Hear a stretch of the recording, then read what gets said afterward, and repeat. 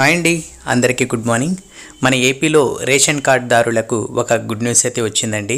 మనకు జూలై నెలలో బియ్యంతో పాటు ఈ వస్తువులను కూడా ఇవ్వడానికి ప్రభుత్వం అయితే అన్ని ఏర్పాట్లు అయితే పూర్తి చేసింది.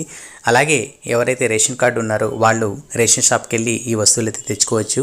అలాగే దీనికి సంబంధించిన పూర్తి వివరాలు మనము ఈ వీడియోలో తెలుసుకుందాము. అలాగే ఎవరైతే ఈ వీడియోని చూస్తున్నారో లైక్ చేసి మన ఛానల్ని సబ్స్క్రైబ్ చేసుకోండి. అలాగే మీకు మన ఏపీ స్కీమ్స్కి సంబంధించి ఎలాంటి ఇన్ఫర్మేషన్ వచ్చినా కూడా నేను తెలియజేస్తూ ఉంటాను. సో ఇంకా మనం అప్డేట్ అయితే చూద్దాం.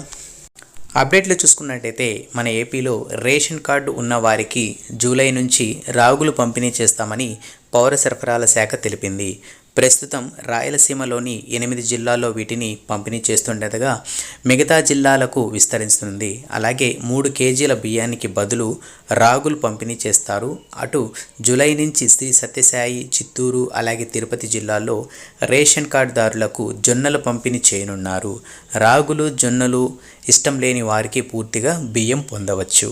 సో ఇదండి మనకు వచ్చిన లేటెస్ట్ అప్డేట్స్. సో ఇక్కడ మనం చూసుకుంటే రాగులు అలాగే జొన్నలు కూడా ఇవ్వడం అయితే జరుగుతుంది. సో ఇవి కాకుండా మాకు ఇవ్వద్దు, మాకు రైస్ మాత్రమే కావాలి అనుకున్నా కూడా మీకు వాటికి బదులు రైస్ కూడా ఇవ్వడం అయితే జరుగుతుందండి.